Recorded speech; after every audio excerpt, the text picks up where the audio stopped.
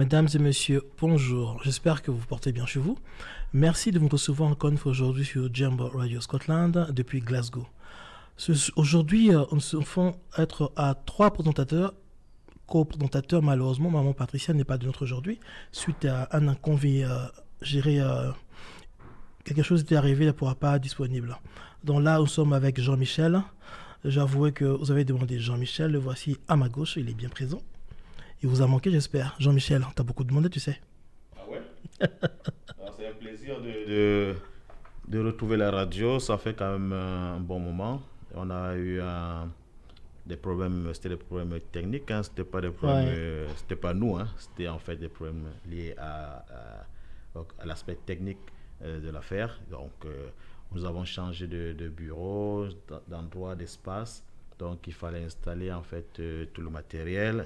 Et voilà. Donc, par ricochet, on était obligé d'attendre que tout soit mis en place pour que nous puissions renouveler notre programme avec vous. C'est un format nouveau. Je suis content d'être là avec Guy. J'espère que l'émission se passera très bien. Comme toujours, dans notre émission se passe en 3 langues. Vous pouvez toujours appeler et demander en lingala, en français et en anglais. Donc voilà, aujourd'hui nous avons maman Déborah qui est avec nous. Bonjour. Bonjour. Je présente maman Déborah et l'actuelle rectrice de l'université de université prestigieuse au monde. Alors maman, bonne année encore une fois pour tout le vœu de meilleur pour l'année 2024. Merci beaucoup. Merci et de même à vous tous aussi. Merci. Est-ce que je peux voir la santé, la famille se porte bien aussi? Le travail éventuellement. Nous sommes en très bonne santé par la grâce de Dieu. Merci beaucoup. D'accord.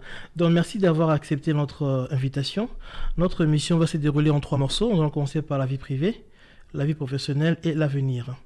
Donc pour la première question concernant la vie privée, j'espère que ça ne vous gêne pas. Je ne m'attendais pas à ça, mais allez-y avec la question.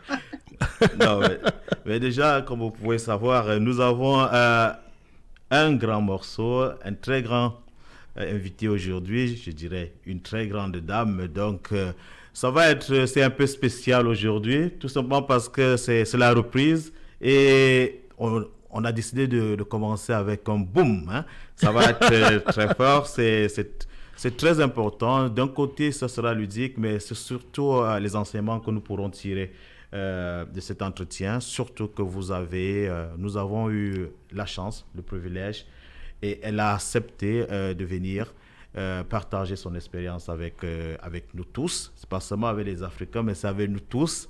Certes, il y aura peut-être un optus sur la communauté africaine, mais c'est surtout son expérience en tant que dame, en tant que professionnelle et surtout un grand professionnel, je dirais. C'est un peu cette expérience-là que nous allons essayer d'écumer, de déterminer, de définir, de voir comment est-ce que une grande dame, une dame a fait, quel est son parcours, comment elle a fait pour arriver là, et si ce parcours peut inspirer les autres éventuellement aussi, oui. Plusieurs personnes, oui.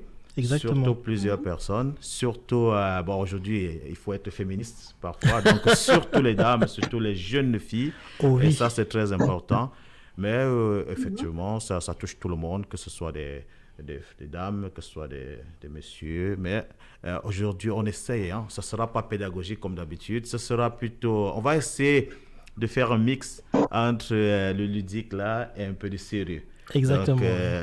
Tu vois, juste au milieu. Ouais. Alors Guy a décidé de commencer effectivement par le cadre professionnel, le cadre non personnel, donc c'est bizarre, mais le docteur ne s'attendait pas à ça. Mais bon, on va essayer de lui poser des questions afin qu'elle puisse nous dire qui elle est. On va essayer de la découvrir.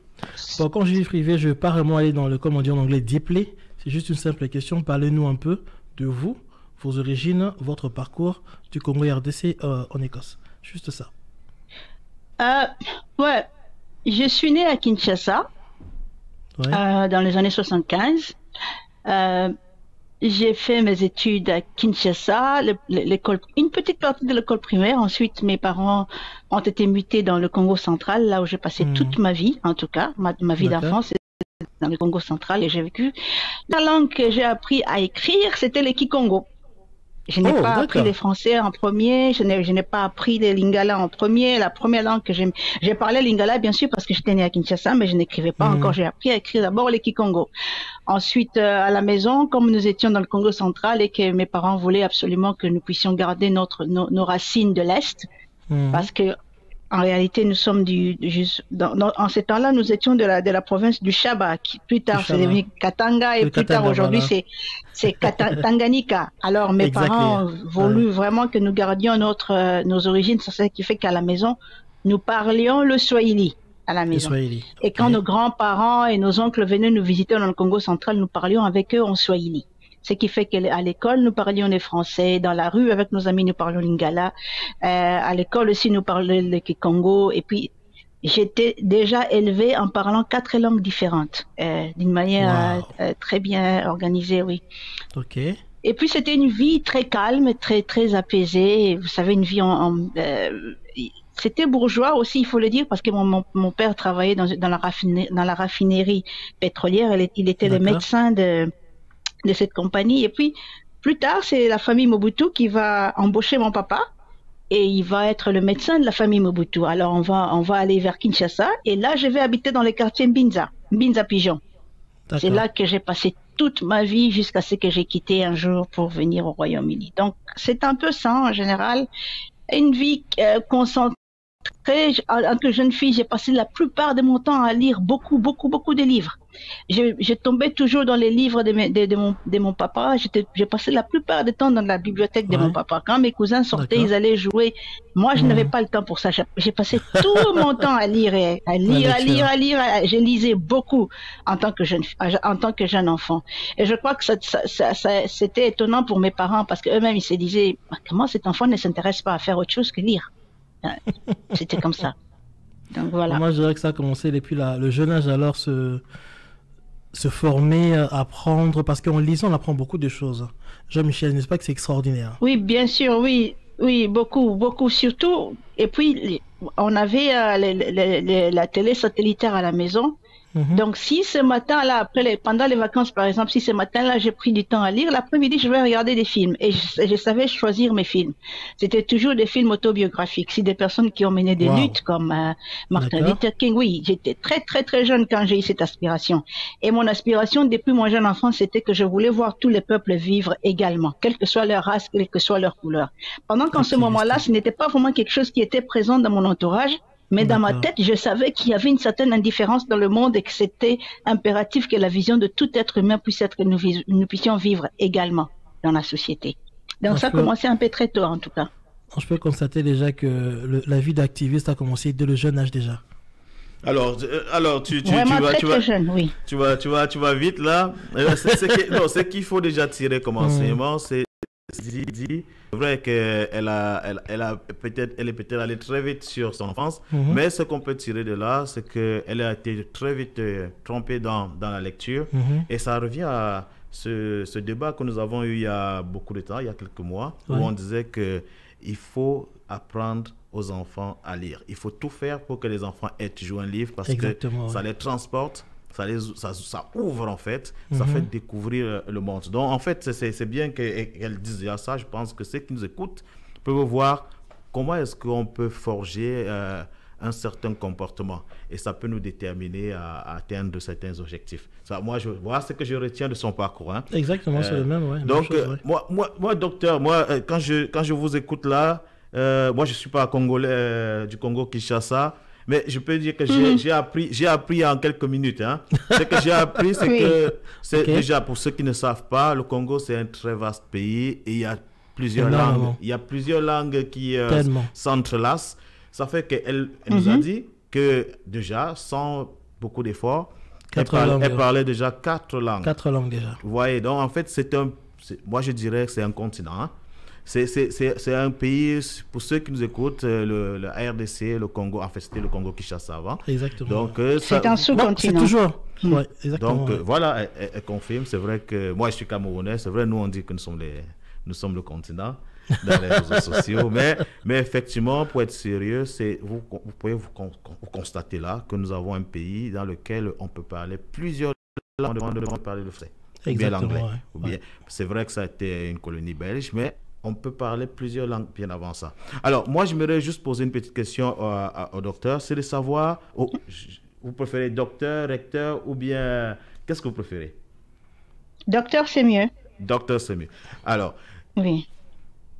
Qu'est-ce que vous avez fait comme étude pour arriver en fait, parce que vous avez dit que vous avez été inspiré depuis la jeune enfance, le temps d'enfance, dans la lecture, vous étiez dans des bouquins, vous étiez noyé à l'intérieur, vous avez un papa médecin. En principe, on pense souvent que lorsque vous avez un papa médecin, vous devez médecin, vous avez un papa enseignant, vous devez enseignant. Alors, souvent, le plus souvent, c'est ce qu'on dit. Alors, qu'est-ce qui a influencé votre, on va dire, pas votre carrière, mais qu'est-ce qui a influencé votre cursus? Le cursus, oui. Ok. Je dois dire que d'abord, dans nos vies respectives, ce sont les expériences personnelles que nous vivons qui vous aspirent de choses dans l'avenir. Moi, déjà, à mon très jeune âge, ma maman a dû me quitter parce qu'elle a divorcé de mon papa, j'avais 2 ans, et j'ai été confiée auprès de ma tante. Donc, ceux-là que j'appelle aujourd'hui papa et maman, en réalité, ce sont mes parents adoptifs. Donc, j'ai vu beaucoup d'injustices tout autour de moi en tant qu'enfant, qui a fait que je ne voulais plus savoir les autres aller vivre ces genres de situations. Ma mère n'était pas de la République démocratique du Congo, elle était originaire de la Zambie. Alors, mon père, qui était un prince Luba, en conséquent, ne pouvait pas épouser une femme étrangère. Selon leur coutume, il devait épouser une femme Luba d'abord. Alors, dans son second mariage, on lui donne une femme Luba et ma mère est délaissée dans ce mariage. Elle est seule, elle quitte le pays, elle retourne chez ses parents en Zambie et moi, je reste auprès des papas, je n'ai que 2 ans, vous savez. Et je suis une fille qui a été élevée par papa. Parce que mon père, les 3 ans qui ont suivi, était encore un père célibataire. Il m'a élevée, il m'a éduquée lui-même. C'est lui qui m'a appris à lire, c'est lui qui m'a appris à écrire. Avant même que je puisse avant même qu'il décide de me confier à sa sœur, parce que lui, avec sa carrière de professeur ordinaire, c'était très difficile de prendre soin d'un enfant, surtout une petite fille. Donc, j'ai vu beaucoup d'injustices tout autour de moi qui fait que moi, plus je grandissais, plus je ne voulais plus voir ces choses tout autour de moi. J'ai remis en question nos cultures et nos traditions africaines, je dois le dire, dès mon bas âge, parce que j'ai trouvé qu'il y avait beaucoup d'injustices à cela. Mais aussi, comme je vous ai dit, je suis plongée dans le monde du livre, des moments où j'apprends que partout ailleurs dans le monde, être une personne noire est un sujet de combat, est un sujet de survie, est une question de survie. Et j'apprends qu'il y a des gens comme Martin Luther King qui se font assassiner. Ce sont des choses que j'apprends tous les jours, qui m'inspirent et qui convergent par rapport à ce que je vis tous les jours et qui me donnent cette direction. Quand j'étais à l'école primaire, j'ai fait l'école primaire comme tout le monde, mais exceptionnellement, j'étais une fille très très brillante à l'école, j'étais toujours première de ma classe.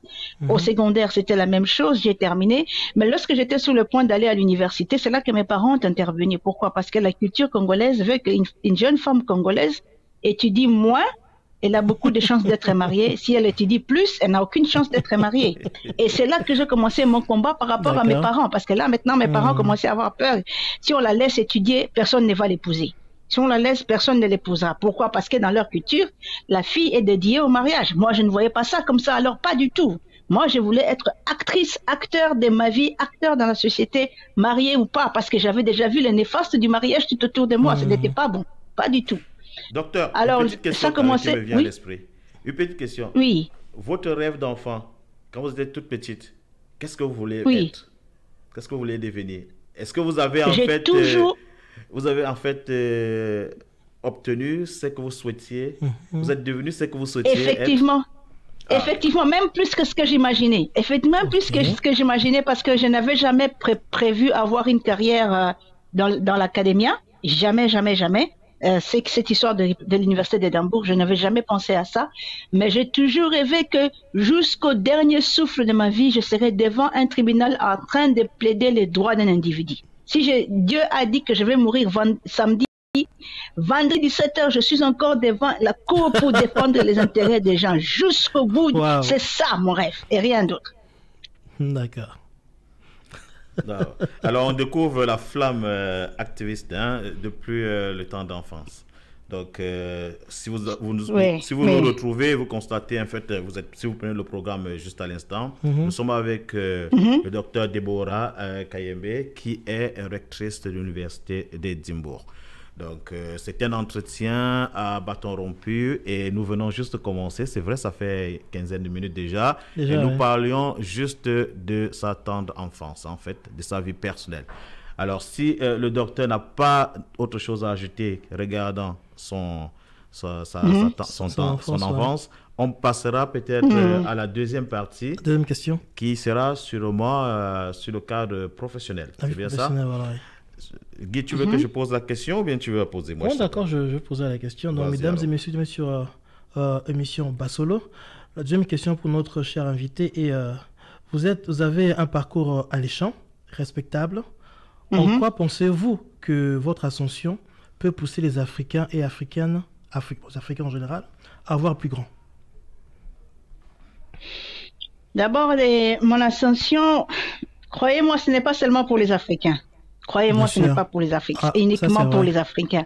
Parce qu'il y a des choses que j'ai découvertes tout ce temps que j'étais assis sur ce fauteuil, qui tout simplement disaient que cet endroit était réservé à des personnes privilégiées. Est-ce que vous devez comprendre les privilèges à des catégories? Même parmi des blancs, il y a des moins privilégiés, il y a aussi des privilégiés. Mais moi, je suis allé m'asseoir sur le fauteuil des privilégiés. Une personne ordinaire qui pouvait se réveiller le matin, balayer la porte de sa maison. Ce fauteuil-là était réservé pour des personnes lorsqu'ils sont nés, on leur donne à manger avec des cuillères en or. Donc ce n'est pas seulement le fait que pour les Africains, mais c'est pour dire à tout le monde sur cette terre des hommes, lorsque vous aspirez au grand et que vous êtes sérieux par rapport à cette aspiration, vous y arriverez. Vous y arriverez. Et vous aurez même ce que vous n'aviez pas imaginé. Parce que moi, dans ma tête, je n'ai jamais imaginé être dans cette chaise-là. Et m'y asseoir aussi facilement comme je suis allé m'asseoir là-bas aussi facilement. Non, ça c'était extraordinaire. C'était le destin. C'est le destin. Donc c'était le destin. C'était un destin. Il y a des destins cachés, il y a des destins que nous connaissons, mais ça c'était un destin caché pour moi. Mais quand même, je dois vous avouer que l'inspiration que ma place a amené à travers le monde ne sera pas seulement pour le peuple africain. Il a d'abord fait quelque chose d'extraordinaire pour les Africains. Disant aux Africains, ne vous y trompez pas, vous êtes capable de diriger le monde en tant qu'Africain et avec votre peau noire. Vous êtes capable de le faire. Et ce ne sont pas même les Africains qui vont vous amener là-bas. Eux-mêmes, ils vont vous amener là-bas parce qu'ils croient en vous. Ça, c'est la réponse des Africains. Mais pour le reste du monde, pour le reste du monde, comprenez ceci. Ayez des aspirations grandes. Mais lorsque vous avez des aspirations grandes, vous devez vivre cette aspiration et vous devez travailler pour y parvenir. Wow, c'est puissant. Alors, effectivement, là, vous avez écouté cette réponse-là. C'était, si je peux résumer ça, en deux niveaux. Parce qu'en fait, Guy, il a peut-être posé sa question, il a orienté. Dès le départ, nous avions bien dit que ce poste-là, c'était en fait un message pour tout le monde. Ça, c'est vrai. Et heureusement, le docteur a corrigé ça. Le docteur dit effectivement, oui, il y a une inspiration, yes we can pour les Africains, c'est possible. Mais il y a aussi une inspiration, yes we can pour tout le monde, pour dire, nous pouvons partir de n'importe quelle classe, n'importe où, avoir, en fait, faire ces classes, parce qu'on arrive, parce qu'elle a été un peu humble tout à l'heure, elle a dit, elle est arrivée comme ça, c'était facile. Moi, je ne pense pas que c'était effectivement facile parce qu'en fait, il faut déjà avoir ce bagage-là. Le bagage qu'il faut. Il faut déjà avoir ce bagage-là. Exactement. Il faut avoir un parcours. Il faut avoir un parcours signifiant, qui soit visible, que les gens puissent voir. Palpable aussi. Palpable. En fait, il faut avoir ce parcours-là que les gens on peut savoir. On se lève pas le matin et puis on devient chef. Donc, c'est un peu ça. Mais je pense qu'elle est allée vite. Elle voulait juste réduire ça pour qu'on aille très vite. Elle est restée humble. Mais il y a sûrement beaucoup d'étapes qu'elle a pu faire. Il y a peut-être beaucoup de diplômes qu'elle a pu obtenir. On sait déjà qu'elle est docteur. Est-ce qu'on peut savoir en quelle matière vous êtes docteur? En droit international et droit humanitaire. Donc, en fait, c'est pour ça que tout à l'heure, elle nous a dit qu'elle n'a jamais changé. Elle est allée, elle a continué, elle a fait son droit, elle a suivi Martin Luther King et elle s'est dit, alors, je vais être avocate internationale, je vais faire le droit, je vais plaider. Alors, moi, j'ai une petite préoccupation. C'est, alors, vous accédez à ce poste-là, lorsque vous devenez rectrice de l'Université d'Édimbourg, qu'est-ce que vous vient en tête, la première chose? Ah, vous savez, ces rôles de rectrice de l'Université d'Édimbourg, pour vous dire franchement, ça n'a pas profité à moi. Je dois le dire. Ça n'a pas vraiment profité à moi. Ça profitait d'abord à l'université parce que l'université a utilisé ma réputation pour corriger ses erreurs à lui et pour se faire avancer sur le plan international. D'accord. Ça fait connaître au monde réellement ce que les personnes pour lesquelles l'université ne croit pas sont capables de donner à l'université. Pour moi, personnellement, c'est un schéma que j'ai eu, l'école où j'étais assise, où j'ai appris des choses que peut-être je n'aurais jamais connues si je n'étais pas élu recteur. Parce que dans ce fauteuil-là, tu sais ce qui se passe uniquement quand tu es sur le fauteuil. Quand tu n'es pas sur le fauteuil, tu n'es pas au courant de ces réalités. Et ça, pour moi, c'est la chose pour laquelle je serai toujours reconnaissant envers tous ceux qui ont voté pour moi, mais l'Éternel Dieu des armes dans son secret, c'est pourquoi il a permis que je m'assieds sur ce fauteuil, pour que j'apprenne ces choses. Et je ne pense pas que ce que j'ai appris m'ont déjà servi maintenant, mais ils me serviront dans le jour qui vient. Alors, j'aimerais dans ma deuxième question, merci pour votre réponse. Déjà, ce que vous pouvez savoir, ce qui est important de souligner, c'est pas qu'il y a un concours pour devenir recteur, c'est pas qu'on est nommé pour devenir recteur, mais vous êtes élu, en fait, pour devenir recteur. Donc, il faudrait déjà savoir. Vous êtes élu, oui, je ne suis pas. Oui, j'ai été élu, je n'ai pas été nommé, oui. Voilà, parce qu'il faudrait que les gens sachent qu'il y a ce parcours déjà. Exactement. Il y a tout ce bagage intellectuel, mais aussi, il faut que vos pairs puissent comprendre que oui, cette personne a des capacités morales, éthiques, intellectuelles pour pouvoir accéder à un poste pareil.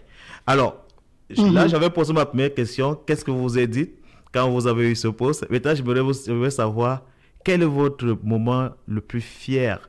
Qu'est-ce que vous pensez avoir donné et qui vous rend le plus fier à l'université, surtout? Je pense qu'à l'université d'Édimbourg, surtout, c'est le fait que j'ai élevé ma voix pour arrêter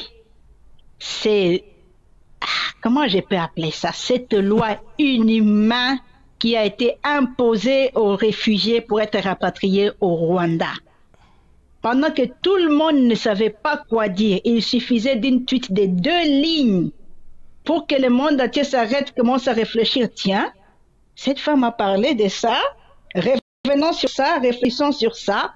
Et aujourd'hui, cette loi sur le rapatriement des réfugiés au Rwanda, n'importe quel réfugié qui demande l'asile dans son pays qui choisit, qui est la Grande-Bretagne, les rapatrier au Rwanda, est entachée de milliers de questions et remise en question à cause de mon intervention. Ça, c'est l'une des choses que je me rappellerai toujours. J'ai eu des gifles par rapport à ça, mais je pense que mes gifles étaient bien plus fortes que ça. Vous comprenez? Ça, c'est la première.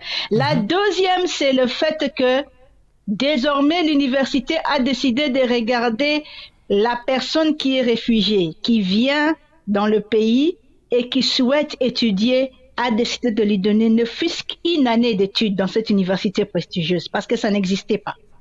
Hein? Wow, vous êtes réfugié, vous n'avez pas de place dans cette institution et privilégiée. Non, vous ne pouvez pas. Maintenant, nous donnons une année.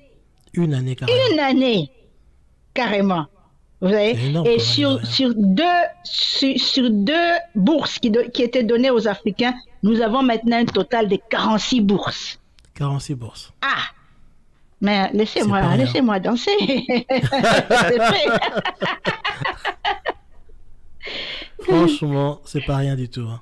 Non, c'est grandiose. C'est grandiose. C'est grandiose parce que peut-être on ne mesure pas, mais il faut voir déjà quand vous partez de 2 ou bien de ce qui était inexistant à 40, vous pouvez imaginer un peu la proportionnalité pour savoir quelles sont les batailles qui sont arrivées. Mais vous avez touché un point tout à l'heure, parce qu'on a eu ce débat-là. Vous avez mentionné un tweet de votre part concernant les réfugiés qu'on devait envoyer en fait au Rwanda, tout ce qui arrivait au UK en tant que réfugiés, on pouvait les balancer au Rwanda. Vous avez mentionné ça et ça fait toujours l'actualité. C'est pas encore terminé. C'est vrai qu'il y a la Commission européenne qui intervient dessus, mais il y a, bon, moi je suis pas juriste, mais j'ai l'impression qu'on nous fait savoir que le UK n'a pas obligation en fait d'appliquer ce que disent cette cour de justice là. Alors, moi je vais même balayer en fait tout ce qui se dit tout autour, mais je m'aimerais aller au fond. Pensez-vous que ce soit humain d'empêcher à des personnes qui fuient soit la guerre, soit des conditions misérables. Est-ce que vous pensez que ce labyrinthe-là, c'est-à-dire ils quittent l'Iran, ils arrivent au UK, on les renvoie peut-être en Arabie Saoudite, disons ça ainsi, bien on les renvoie au Rwanda. Alors, pensez-vous que ce labyrinthe-là, ce domino-là, il est humain? Je sais que votre réponse est non, mais en quoi pensez-vous que ce soit vraiment une très mauvaise option? Option, oui. Ok, d'abord, la Convention sur les réfugiés, la Convention pour laquelle tous les États partis à la Convention, et je sais que tous les États du monde ont signé ce traité, dit tout simplement, chaque individu demande l'asile dans le pays où il met ses pieds pour la première fois. Pourquoi y a-t-il des refoulements? Lorsque quelqu'un vient au Royaume-Uni et qu'il est passé par la France, le Royaume-Uni va lui dire non, tu es arrivé en France. Tu devais demander l'asile en France. Mais quand tu viens au Royaume-Uni, ta demande d'asile sera rejetée. Mais ici, c'est différent. La personne quitte l'Iran, il arrive au Royaume-Uni, le Royaume-Uni le reçoit comme réfugié et dit non, va nous attendre en attendant qu'on décide sur toi en Afrique, là-bas au Rwanda. Va nous attendre là-bas. Vous devez comprendre ce que dit cette convention, ce traité que le gouvernement britannique est en train de dire.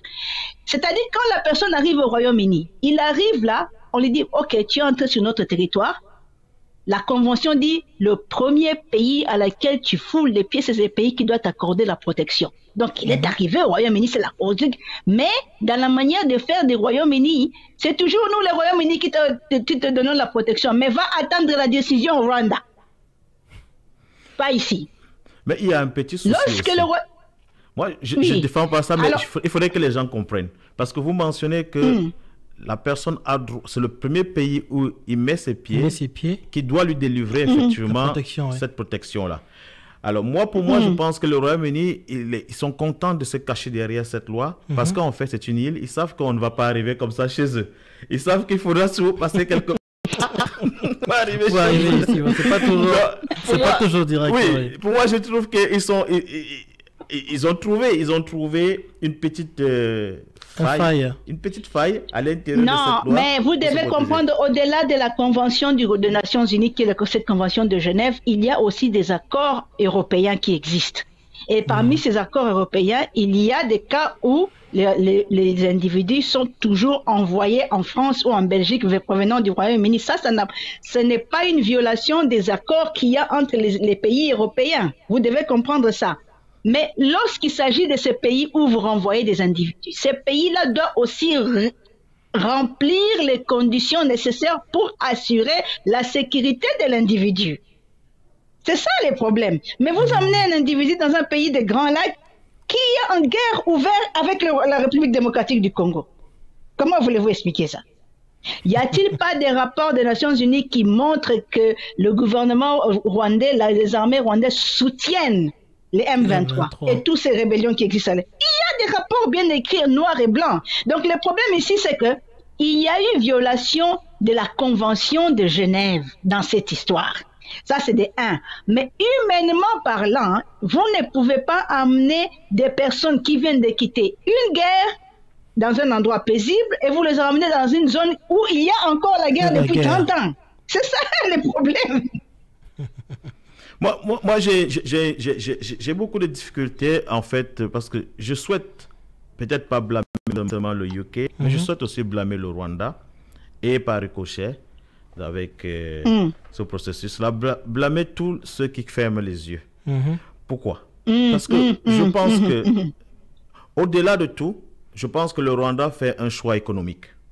Parce qu'il doit avoir beaucoup d'argent reversé au Rwanda. Exactement, oui. Mais moi, ce que je questionne beaucoup, c'est la position de l'Union africaine. Peut-être on va arriver là lorsqu'on va parler de votre aspect professionnel encore plus profondément.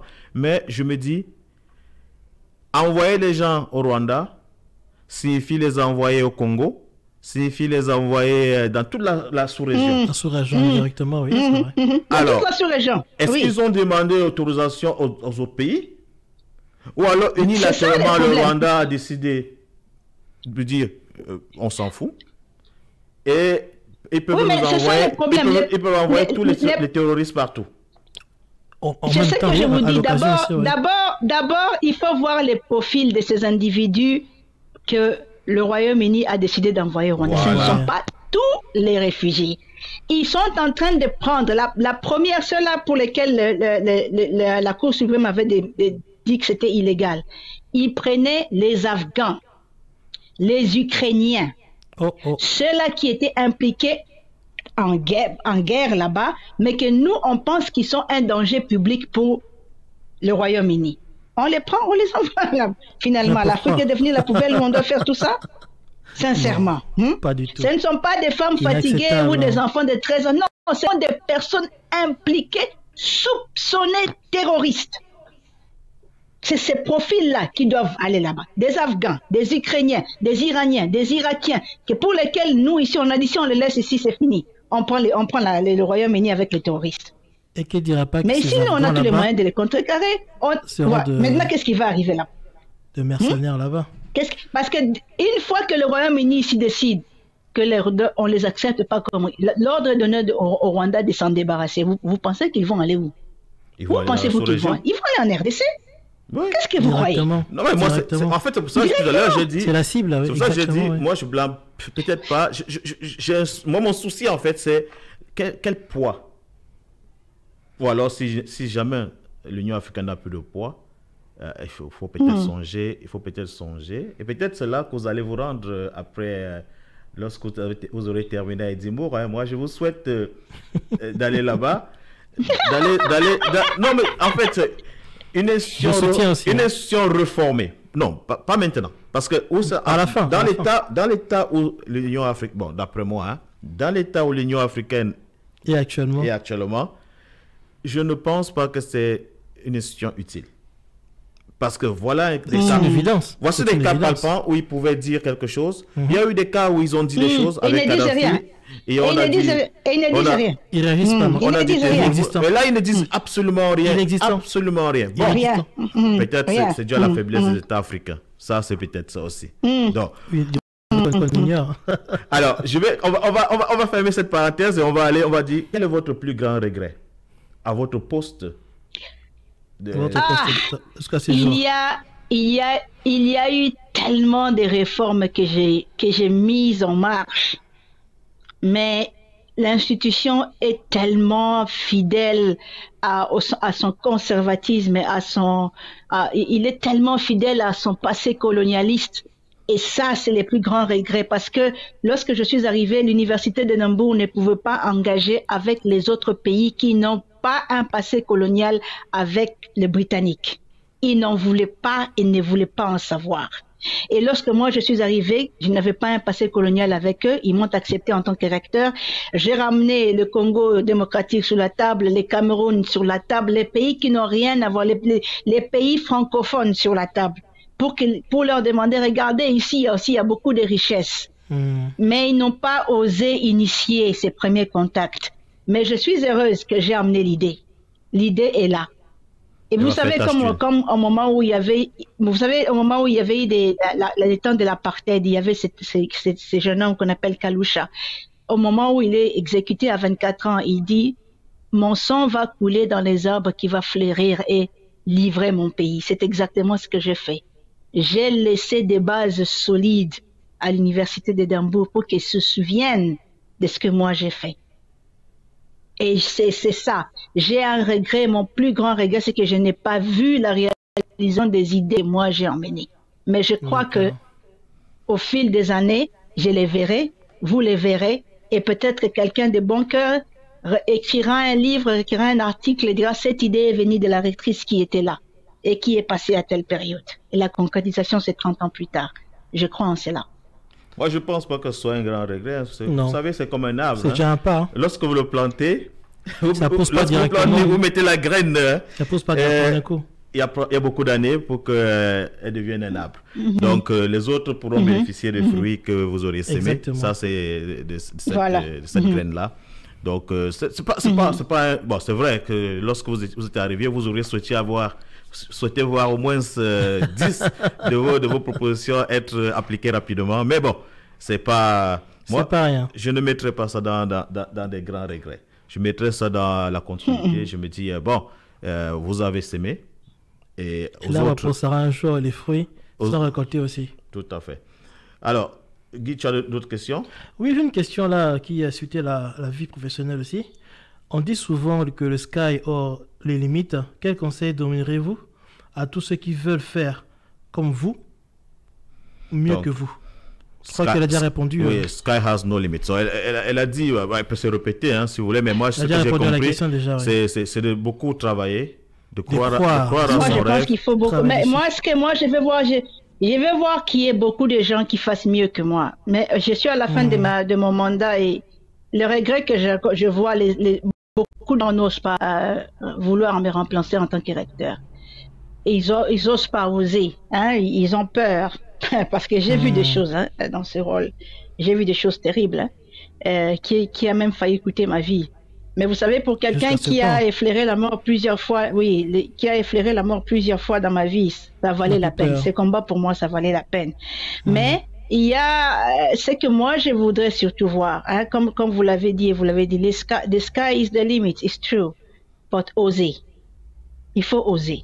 Vous savez, au moment où j'étais élu recteur, personne n'a cru que je vais survivre 6 mois à ce poste-là. Et ils avaient raison. Parce que les attaques que j'ai eues, les injures que j'ai eues, les attitudes irrespectueuses qui sont venues vers moi, si vous n'avez pas l'exercice de l'humilité, vous allez abandonner. Vous savez? Et je suis arrivée, mais je n'ai pas regardé à ça. J'ai regardé aux millions de personnes de toutes les races, de toutes les couleurs, en train de regarder si je vais réussir pour que ma vie puisse leur inspirer.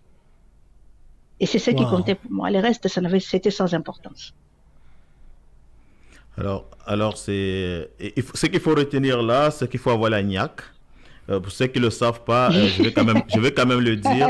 Madame la rectrice, pendant une certaine période, était protégée par des officiers armés. Parce qu'effectivement, il y a eu, comme en Irlande, il y a eu des bombes qui étaient placées n'importe où, dans quelques universités. Donc, elle était menacée. Parce que j'ai failli dire un tout petit peu. Non, elle a été menacée. Réellement, oui. Donc, ça c'est normal. Ce sont des comportements. Il y a toujours beaucoup de fous. C'est pour ça que la société est bien. Parce qu'il faut qu'il y ait des fous, il faut qu'il y ait des moins fous. Il faut qu'il y ait des gens bien. Donc, ça va descendre malheureusement. Le monde doit avoir un peu de tout pour qu'il soit bien, il soit beau. Donc, ça c'est intéressant. Bon, on peut pas parler d'autre chose. Moi, j'ai une autre question qui sort complètement de tout, mais je crois que ça va dans la zone académique. Toujours la poser la question. Nous parlons aujourd'hui, parce qu'il y a ce qu'on appelle le hard power, le soft power, et depuis un bon bout de temps, on se rend compte que les soft power sont devenus les hard power. Je vais prendre juste un exemple simple. Avant, vous pouviez liquider un individu dans un pays et personne n'allait le savoir. Aujourd'hui, avec Internet, où c'est devenu libre, avec les iPhones, tout le monde a son téléphone, il suffit d'un tweet, il suffit d'une image pour que le monde entier réagisse aussi. Soit au courant. Donc, moi, je pensais, parce que je me suis dit, avant, on avait les hard power, c'était l'armée, c'était en fait cette diplomatie solide. Aujourd'hui, on a beaucoup de soft power qui, comme par exemple les réseaux sociaux, peuvent influencer facilement. Oui. Alors, certains disent que lorsque vous avez du hard power. En fait, le hard power définit le niveau de développement d'un pays. En fait, voilà ce que les gens disent. Hein. Oui. Donc, moi, j'ai une autre pensée. Aujourd'hui, on a, par exemple, là, je vais vous amener dans le domaine du sport. On voit des pays qui gagnent la Coupe du Monde. On voit des pays qui n'ont jamais gagné. Mais on nous dit, chaque fois que vous gagnez, c'est parce que vous êtes un pays développé. Bon, il y a un problème parce que le Brésil n'est peut-être pas développé, mais il a souvent gagné. Exactement. Ah, c'est souvent vrai. Ouais. Mais où je vais vous amener aujourd'hui, c'est qu'en Afrique, on a une compétition qu'on appelle la CAN, la Coupe d'Afrique. Ouais. Et qui se joue maintenant, oui. Qui se joue. Il y a 10 ans, 20 ans, on n'en parlait pas. Pas autant. On n'en parlait vraiment pas. Oui. Mais on trouve cet engouement. On trouve cet engouement. Alors, je voudrais savoir, y a-t-il un moyen de faire du sport, effectivement, un soft power puissant? Ou un vecteur de développement. Ah, il y en a-tu? Oh ouais. Croyez-moi, le sport, c'est... Vous savez, des pays, comme vous avez mentionné le Brésil. Quand vous allez au Brésil, vous voyez la majorité de la pauvreté qui existe et puis la violence qui existe dans les favelas là-bas. Tout à fait. Mais tout le monde parle du Brésil en gloire et en respect à cause de son football et de son roi Pelé. Qui peut oser défier le Brésil? Je pense que dans chaque pays, il y a une certaine puissance dans laquelle ils doivent s'identifier et ça identifie les peuples. Les Brésiliens, rien à faire, les Argentins, rien à faire, mais ce sont des pays très, très, très, très pauvres, il faut le dire. Donc, il faut vraiment... Aujourd'hui, la plus grande puissance que nous avons, c'est la communication. Et cette communication se passe à travers tous ces réseaux que nous avons et tous ces appareils téléphoniques que nous avons. En une seconde, vous pouvez bouleverser le monde entier. Certaines personnes, leur salaire ne peuvent même pas arriver parce que vous avez tweeté. Je me rends compte que depuis un certain temps, même ma famille me dit, il ne faut pas tweeter sur ça, sinon on va nous attaquer à la maison. Ça devient inquiétant. Attention. Tu sais ce qui se passe ici. Il ne faut pas tweeter sur ça. Il faut nous attaquer à la maison. Ne fais pas ça. Tout le monde attend que toi, tu puisses tweeter, etc. Vous comprenez un peu. Donc, je pense que la communication est mais le football aujourd'hui a démontré au monde, et le sport en général a démontré au monde que ça peut être l'âme d'un État, l'identification d'un peuple. Et ce n'est pas à négliger.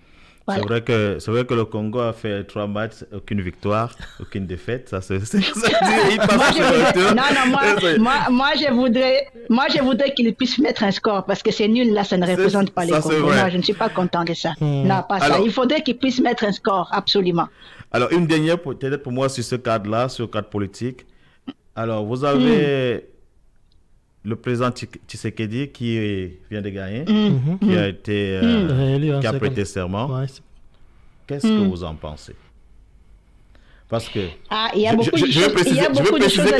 Je vais quand même préciser ma question parce que sinon c'est très large. Voilà. Les 4 ans qu'il a fait, les premières années, je discutais avec Guy, il y avait d'autres Congolais. Et moi qui ne suis pas Congolais, je disais souvent, c'est très peu pour un président d'imprégner sa marque. Je disais toujours ça, que pour moi, 4 ans, c'est très peu pour un président d'imprégner sa marque. Que je jugerais surtout le président Tshisekedi, s'il passe, s'il gagne un autre mandat, et là on saura parce qu'il aura eu 4 ans, il ne pourra pas me dire, il ne pourra plus nous dire, je suis nouveau, je ne savais pas comment ça marchait. Ouais, surtout que le Congo, c'est un très large, c'est un continent. Trop vaste. Donc, personnellement, j'ai toujours pensé que le président congolais, quand il arrive, il maîtrise Kinshasa. Et le reste, il laisse d'abord. Parce que, et là, par contre, c'était différent avec Tshisekedi parce qu'il arrive et nous sommes en pleine guerre avec le Rwanda. Et il essaie de bouger. Il va en Angola et il se rend compte peut-être que c'était pas la bonne option. Il a cherché les routes. Alors, qu'est-ce que vous pensez de M. Tshisekedi? Parce que je pense qu'il a placé son mandat sur la sécurité. Ouais. Pensez-vous qu'il a les moyens de réussir? D'abord, ce qu'il faut dire, le président Tshisekedi n'a pas eu le temps de gérer les pays entièrement dans les 4 premières années. Et moi, et je dois vous le dire ouvertement, je suis parmi ceux qui ont pensé qu'il fallait lui donner une autre chance pour qu'il prouve ce dont il est capable. OK? Mais après ces prochains 5 ans, plus question, quelqu'un d'autre doit essayer. Vous savez, ce pays a besoin des gens vraiment solides, directs, qui doivent diriger ce pays. Donc, le fait qu'il soit réélu, je suis peut-être parmi ceux-là qui pensent que je voulais voir le président être réélu. Ça, c'est une chose. Deuxièmement, sur le plan sécuritaire, je dois aussi avouer que Tshisekedi a quelque chose que beaucoup des autres présidents n'ont pas. Il parle directement au président Kagame et lui des choses en face. Tous les autres présidents n'ont pas fait ça. Il ne mâche pas le mot. Vous comprenez? Non. Ça, oui, il ne mâche pas le mot quand il s'agit du Rwanda. Alors, il a été piégé, il a découvert qu'il était piégé, il s'est ressaisi. Voilà pourquoi moi je veux qu'on lui donne 5 ans pour sécuriser son pays. Je lui souhaite les meilleurs. Alors, je lui souhaite les meilleurs parce que dans cette affaire de la sécurité en RDC, il ne s'agit pas seulement du Rwanda. Il s'agit de l'hypocrisie internationale, d'une conglomération des individus qui voudraient voir la RDC tomber. Il n'y a pas que Kagame seul derrière cette guerre. Et ça, il aura besoin d'une diplomatie agressive, précise, qui lorsqu'il tire un coup, tout le monde tombe. Ça, il n'a pas. En termes de diplomatie, il n'a pas ça encore. Donc, il doit se doter de diplomates, de personnes capables de faire que cette sécurité et cette affaire sécuritaire est réglée avec des véritables diplomates qui savent où frapper, où tourner les boutons. Et ça, vraiment, je souhaite que le président Tshisekedi puisse y parvenir. Je suis heureuse qu'il a été réélu parce que moi, je voulais qu'il soit réélu, lui donner sa chance. Mais l'affaire sécuritaire, ce n'est pas que le Rwanda. Il y a beaucoup d'autres éléments derrière le Rwanda et ça sera son plus grand mot de tête pendant ses mandats. Pour quelqu'un qui est assis dans un fauteuil où il y a beaucoup de personnes, beaucoup d'enjeux, je sais ce que ça veut dire. Exactement. Je sais ce que ça veut dire. Voilà, donc je lui souhaite les meilleurs. Je lui souhaite bonne chance. Je lui souhaite de se trouver lui-même des collaborateurs capables de gérer cette situation. Et surtout ajouter que derrière la stabilité de la sous-région, pour ne pas dire l'Afrique centrale, une fois si le Congo est stable, le Congo est posé en tous les niveaux, c'est aussi un tremplin de développement pour l'Afrique. Oui. Partons de sous-région. Absolument, absolument. On garde cette instabilité là pour ne pas développer. C'est pour ça que j'ai décidé d'orienter ma question. Voilà pourquoi je vous dis que les adversaires derrière cette guerre en RDC, ils ont beaucoup d'intérêt. Il n'y a pas que la RDC, il y a l'instabilité des Grands Lacs, il y a toutes ces choses-là. Et chacun d'entre eux a un acteur qui veut le faire déstabiliser. Ça sera le plus grand combat de M. Tshisekedi. Mais ce qu'il doit comprendre, il doit sortir de son idée que c'est lui-même qui peut faire tout en 5 ans. Non. Il doit faire des choses précises et correctes pour les 5 ans à venir. Ceux qui viendront après lui ne feront que continuer jusqu'il y ait un... C'est une guerre qui a duré 30 ans, bon Dieu. Vous n'allez pas fixer ça en 2 jours. Ça n'a rien à faire. Pas du tout. Il doit construire un fondement. Non, mais en fait, c'est pour ça que j'ai orienté cette question vers la sécurité. Parce qu'en fait, s'il n'y a pas de sécurité, il n'y a pas de développement. Ça va de soi, exactement. Parce que tu auras beau construire, tu auras beau essayer de mettre des politiques macroéconomiques, c'est pas encore microéconomiques aussi, mais tant qu'il n'y a pas de paix, rien ne peut se développer. Et en fait, Tshisekedi, je dirais qu'il gagnerait plutôt aller aussi vers les pays du Grand Lac, qui forment le Grand Lac, parce que j'ai vu qu'il a fait des tours, mais il est plutôt allé il est d'en haut partout. Bon, moi je ne suis pas son conseiller, hein, mais je l'ai observé, il allait où il pensait qu'il pouvait résoudre le problème avec le Rwanda, avec l'Ouganda, qui est un pays, il faut prendre ça entre guillemets. Moi je ne sais pas. Moi, je suis dur, hein. Je ne cache pas, j'ai souvent été très dur en politique internationale, mais je pense que moi, personnellement, je n'attendais pas beaucoup de M. Tshisekedi les 5 années, ça je te l'avais dit. J'avais dit un président de la République, surtout en Afrique, quand il arrive, c'est très compliqué. Il y a tellement... Lorsqu'on est à l'extérieur, lorsqu'on est dans l'opposition, tout est facile. Tout est facile. Et lorsqu'on arrive dessus, la chancelière, elle peut démontrer, elle peut le dire. Elle est arrivée à l'université d'Édimbourg. Pour ça, je lui ai posé la question, qu'est-ce que vous avez ressenti lorsque vous avez surtout qu'il y a des choses qu'elle ne pourra pas dire ouvertement, donc on imagine bien que... On ne s'attendait pas à ce que nous disent tout, tu vois. Mais ceux qui ont compris, ont compris. Alors, moi, je dirais, on est à la fin. On est presque à la fin, là. C'est allé très vite. C'est dommage.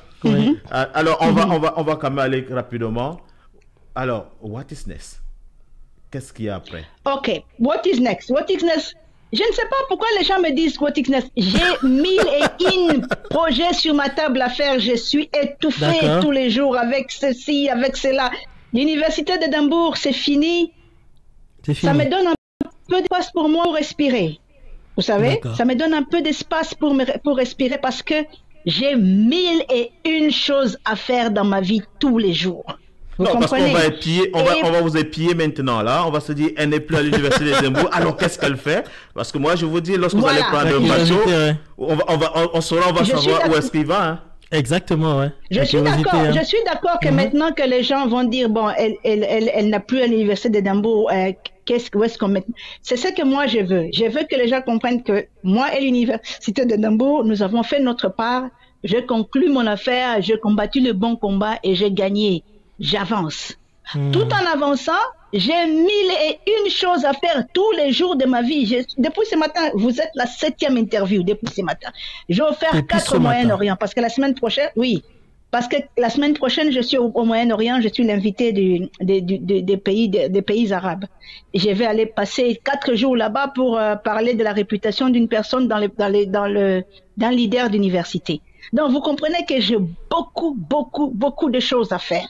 Ce que je veux, c'est ce qui me reste à faire, c'est de continuer de le faire aussi bien que je l'ai toujours fait.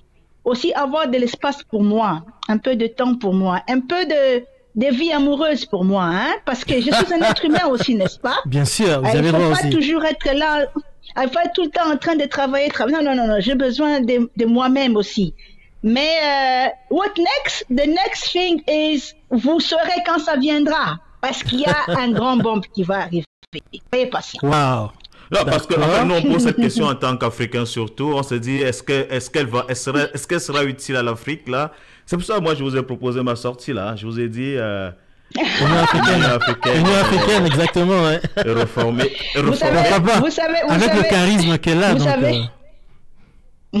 Vous savez que pour moi, l'Afrique sera pour toujours le cheval des batailles. J'ai honoré l'Afrique à l'université d'Édimbourg. J'ai pris l'étendard de l'Afrique, je l'ai montré très haut comme jamais aucun recteur ne l'a fait. Si l'Afrique m'appelle aujourd'hui, me disent va à l'Union africaine, fais ton travail. Il y a beaucoup d'institutions qui existent, qui sont alliées à l'Union africaine. Je vais tout annuler, je vais tout fermer parce que c'est de la distraction. Il faut fermer ça. Il faut mettre des institutions fortes, des institutions qui se lèvent pour les États et qui font la cohésion des États africains. Et surtout indépendants, autonomes. Surtout autonome. Voilà, indépendant, mais surtout là où le peuple africain est traité avec dignité. Ce qui manque à nos institutions africaines, on ne respecte pas nos peuples. Mais est-ce qu'on se respecte nous-mêmes d'abord? Bonne question aussi. Commençons par ça d'abord. Commençons à nous les leaders à montrer à nos peuples qu'ils ont de la valeur à nos yeux. Vous comprenez? Nous, les institutions africaines, montrer à nos peuples, à nos pays qu'ils ont de la valeur à nos yeux et que si quelqu'un essaie de toucher la Côte d'Ivoire, nous sommes là pour protéger la Côte d'Ivoire à tout prix. Ouais. Vous touchez l'Afrique. C'est comme ce que les Sud-Africains ont montré récemment avec l'Afghanistan, avec l'Israël. Oui, avec Israël. Ces jeunes Sud-Africains qui sont allés se venger contre Israël parce que pendant l'apartheid, Israël a donné des armes à ceux-là qui combattaient l'ANC. Ils sont allés au secours de Gaza. Moi, je veux voir des Africains aussi aller au secours des autres Africains qui sont en train de souffrir. C'est ce que nous devons faire, nous les Africains. Donc, l'Afrique, c'est combien j'aime, je suis africaine, je ne peux pas dire que je suis congolaise à 100%, mais certainement africaine à 100%, et je donnerai les meilleurs de moi-même partout où je vais pour l'Afrique. Rien à faire. Exactement. Merci beaucoup en tout cas, madame. Malheureusement, la revue fait signe qu'elle là, nous sommes à la fin. Mesdames et messieurs, merci beaucoup d'avoir été avec nous, avec madame Déborah, depuis Édimbourg. Émission Bassolo prend fin. L'émission était avec Madame Edouard Savoir, en fait, c'était éclairé, c'était émouvant, intéressant. Malheureusement, les questions, on ne pourra pas y aller. Je dirais qu'il y aura des questions qui pourront se suivre, des réponses qui pourront y être dans notre magazine, Okapi African Magazine, avec monsieur Madame Déborah. Je pourrais la contacter pour cela. Donc, attends, tu ne vas pas conclure comme ça, attends. Docteur, est-ce que vous avez un mot? Un dernier mot. Bien sûr, mot de la fin. Le seul mot que j'aimerais dire, c'est je voulais lancer par rapport à la fin de ce mandat au sein de l'Université d'Édimbourg. J'ai un message en particulier pour tout le continent africain, tout le peuple africain. Vous vous êtes levé comme un mur durant mon mandat pour me soutenir, me protéger, m'accompagner. Pour ça, je vous serai toujours reconnaissant. Au continent africain, je vous dois cela. Je dois continuer pour ce que vous avez fait pour moi, pour avoir été présente partout où je suis allée. On disait, Deborah Kemp, the African woman. Ha! When you talk about the Africans, don't touch Deborah. Et il disait toujours comme ça. Quand vous parlez des Africains, ne touchez pas Deborah. Vous aurez tout le continent derrière eux. Eux-mêmes disaient ça dans les réunions.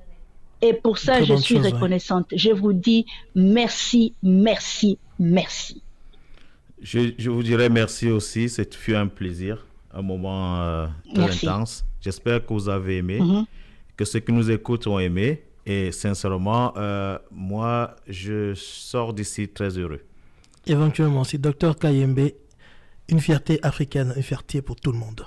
Merci pour votre temps. Merci. Et je le sens, si vous avez des réunions encore après, bonne journée, bon courage, bon week-end.